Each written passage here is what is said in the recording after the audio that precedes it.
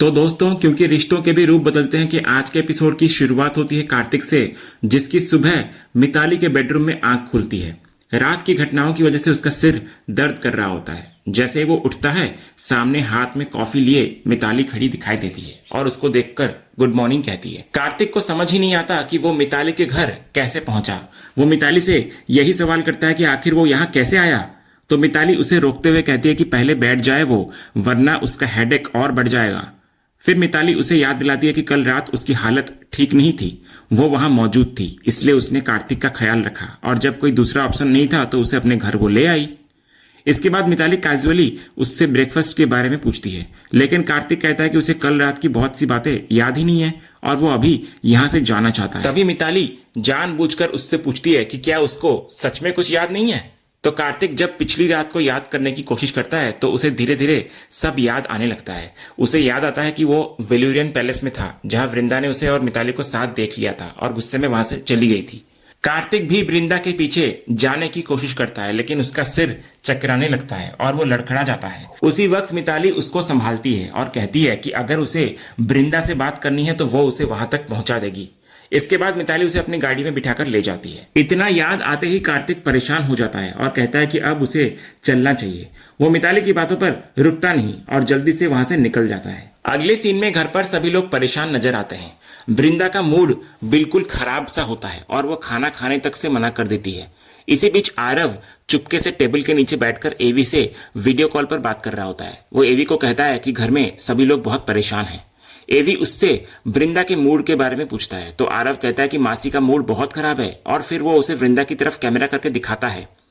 उधर सलोनी वृंदा को खाना खाने के लिए समझा रही होती है, लेकिन वृंदा साफ कहती है कि उसका मन नहीं है और उसे भूख भी नहीं लगी है। यानी कल रात जो कुछ हुआ उसका असर वृंदा पर साफ दिखाई दे रहा होता है। तभी घर में कार्तिक की एंट्री होती है। कार्तिक अंदर आने की कोशिश करता है, लेकिन सुप्रिया तुरंत उसका रास्ता रोक देती है। कार्तिक कहता है कि उसे सिर्फ 1 मिनट वृंदा जी से बात करनी है। सुप्रिया कार्तिक से सवाल करती है कि अब उसे वृंदा की याद आई है, पूरी रात वो कहां था और एक फोन तक क्यों नहीं किया। तो कार्तिक अपनी सफाई देते हुए कहता है कि उसे खुद पता नहीं था कि कल रात उसके साथ क्या हुआ। उसे यह भी याद नहीं कि वो उस जगह तक कैसे पहुंचा। फिर वो कहता है कि वो मिताली के घर पर था। ये सुनते ही सुप्रिया कहती है कि अब ये बात भी साफ हो गई कि वो पूरी रात मिताली के घर क्यों था। परिवार ने जो देखा उसके बाद अब किसी एक्सप्लेनेशन पर भरोसा करना आसान नहीं है। कार्तिक इधर बार बार समझाने की कोशिश करता है कि बात वैसी नहीं है जैसी सब समझ रहे हैं और वो वृंदा से सिर्फ एक बार बात करना चाहता है। लेकिन मुन्नी भी कहती है कि अगर सब कुछ इतना ही साफ था तो फिर पूरी रात मिताली के घर रहने की वजह क्या है। टिम्सी भी कार्तिक को लेकर कहती है कि उन्हें लगा था कि कार्तिक ग्रीन फ्लैग है, बल्कि ग्रीन फॉरेस्ट है, लेकिन अब तो मामला बिल्कुल उल्टा दिखाई दे रहा है। कार्तिक फिर भी हार नहीं मानता। वो वृंदा से दूर खड़े होकर कहता है कि वो सिर्फ एक बार उसकी बात सुन ले। उसके और मिताली के बीच वैसा कुछ नहीं है जैसा सब समझ रहे हैं। लेकिन इस बार नितिन भी गुस्से में कार्तिक को रोकता हुआ नजर आता है। वो उसको याद दिलाता है कि वृंदा पहले ही बहुत कुछ सह चुकी है और कार्तिक ने खुद यकीन दिलाया था कि वो कभी उसे दोबारा उस तरह हर्ट नहीं करेगा। फिर भी कार्तिक वृंदा से बात करने के लिए आगे बढ़ जाता है बिना किसी की बात सुने। तभी अक्षय उसके सामने आता है और कहता है कि उसने पहले ही कह दिया है कि मम्मा को उससे कोई बात नहीं करनी। लेकिन कार्तिक गुस्से में अक्षय को पीछे कर देता है, थोड़ा सा धक्का देता है और कहता है कि उसे वृंदा से बात करनी ही है। और तभी वृंदा खुद सामने आती है। वृंदा कार्तिक को साफ चेतावनी देती है कि वो उसके बच्चों के साथ इस तरह बिल्कुल बात नहीं कर सकता। वो कार्तिक को समझाती है कि उसके लिए उसके बच्चे और उसका परिवार सबसे पहले है। उसने ये रिश्ता इसलिए स्वीकार किया था क्योंकि उसके बच्चों और परिवार को साथ लेकर चलने का भरोसा दिया गया था। लेकिन कल रात जो कुछ हुआ उससे उसकी सेल्फ रेस्पेक्ट और डिग्निटी दोनों हर्ट हुई हैं। कार्तिक कहता है कि उसने कुछ नहीं किया, लेकिन वृंदा कहती है कि अब सफाई देने का कोई फायदा नहीं है, उसने अपनी आंखों से सब कुछ देख लिया है।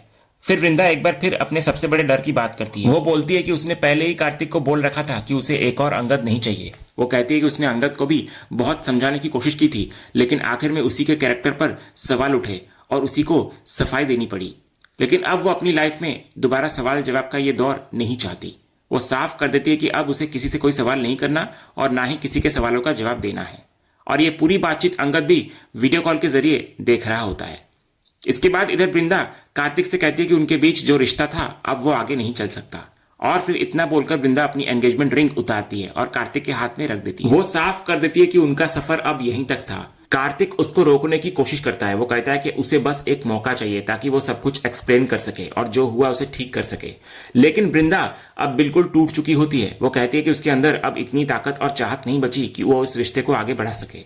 वो कार्तिक को याद दिलाती है कि शुरुआत में वो खुद कोई रिश्ता नहीं चाहती थी, लेकिन कार्तिक उसकी लाइफ में आया, उसके परिवार और बच्चों को अपना माना, उनके साथ घुल मिल गया और इसी वजह से वृंदा ने भी इस रिश्ते को एक मौका दिया। लेकिन अब उसके लिए आगे बढ़ना संभव नहीं है। इतना बोलकर वृंदा वहां से चली जाती है अंदर।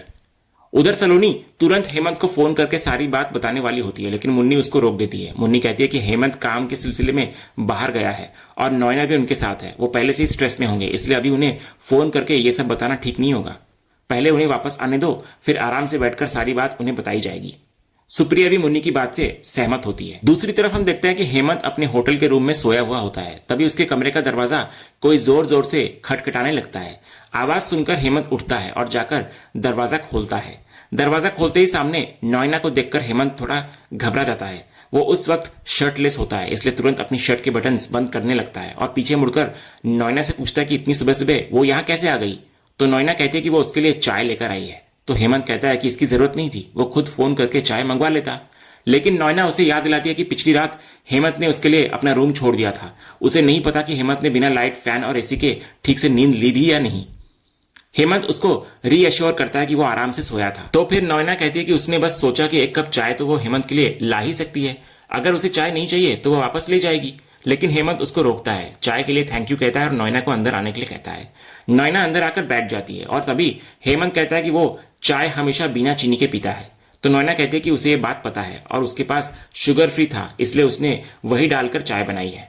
हेमंत ये सुनकर थोड़ा हैरान होता है और पूछता है कि उसे कैसे पता कि वो बिना चीनी की चाय पीता है। तब नोएना बताती है कि यह बात उसे मिहिर ने बताई थी और ये बात उसे याद रह गई।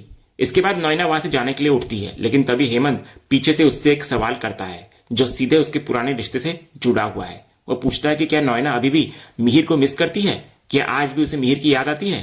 तो नोएना कुछ पल सोचकर कहती है कि उसे नहीं पता कि इसे किस तरह समझाए, लेकिन वो मिहिर को लेकर वरीड जरूर है। वो जानना चाहती है कि मिहिर आखिर है कहां और वापस क्यों नहीं आ रहा। हेमंत उससे पूछता है कि आखिर वो मिहिर के बारे में इतना जानना क्यों चाहती है।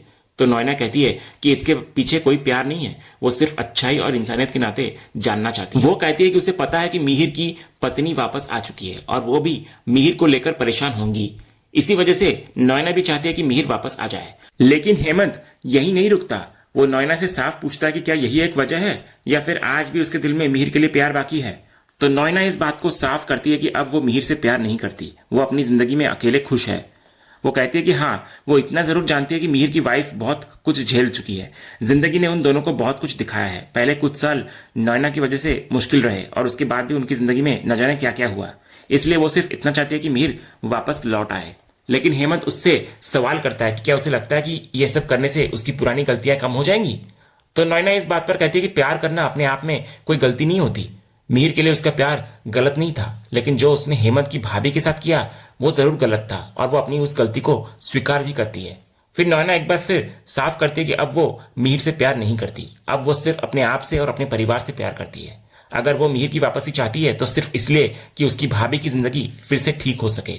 इतना बोलकर नोएना जाने लगती है, लेकिन हेमंत उसको पीछे से कहता है कि नोएना अब बदल गई है और शायद पहले से बेहतर इंसान बन गई है। तो नोएना इस बात का कोई जवाब नहीं देती और चुपचाप वहां से चली जाती है। उधर अगला सीन कार्तिक के ऑफिस का होता है। कार्तिक जब अपने कैबिन में पहुंचता है तो वहां पर एवी पहले से मौजूद होता है। कार्तिक उसको देखकर हैरान नजर आता है और पूछता है कि वो यहाँ कब आया। तो एवी कहता है कि उनकी कोई मीटिंग पहले से प्लान नहीं थी और बिना बताए आने के लिए वो सॉरी भी कहता है, लेकिन साथ ही वो ये भी कहता है कि अब वो आखिरी बार आया है और इसके बाद दोबारा कभी नहीं आएगा। कार्तिक को उसकी ये बात समझ नहीं आती। वो पूछता है कि आखिर एवी कहना क्या चाहता है। तभी एवी असली बात सामने रखता है। वो कहता है कि आज के बाद वो कार्तिक के साथ कभी काम नहीं करना चाहता। वो इस कैंपेन में ब्रांड एम्बेसडर के तौर पर अपना कदम पीछे खींच रहा है।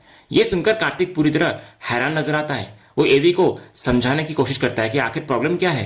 अभी तो कैंपेन शुरू ही हुआ है, इन्वेस्टर्स से पैसे भी एवी के नाम पर लिए गए हैं और कैंपेन को अच्छा रिस्पांस भी मिल रहा है, यानी सब कुछ ठीक चल रहा है। लेकिन एवी अपने फैसले पर कायम रहता है। वो कहता है कि कार्तिक के साथ काम करना उसके उसूल और एथिक्स के खिलाफ है, इसलिए वो उसके साथ अब काम नहीं कर सकता। तो कार्तिक उससे पूछता है कि आखिर कौन से एथिक्स और कौन से उसूल, क्या किसी ने एवी के साथ कोई धोखा किया है। वो कहता है कि अगर किसी ने एवी को धोखा दिया है तो वो उस समस्या को सॉल्व करने के लिए तैयार है, लेकिन एवी अब ऐसी बात कहता है जिससे कार्तिक और भी हैरान हो जाता है। एवी कहता है कि वो झूठे और धोखेबाज लोगों के साथ काम नहीं कर सकता। कार्तिक तुरंत पूछता है कि आखिर किसने उसको धोखा दिया है और वो साफ साफ बताए, वो सब कुछ ठीक कर देगा। लेकिन एवी उसकी तरफ देखते हुए कहता है कि उसे लगता है कि कार्तिक को इस सवाल का जवाब खुद पता होना चाहिए।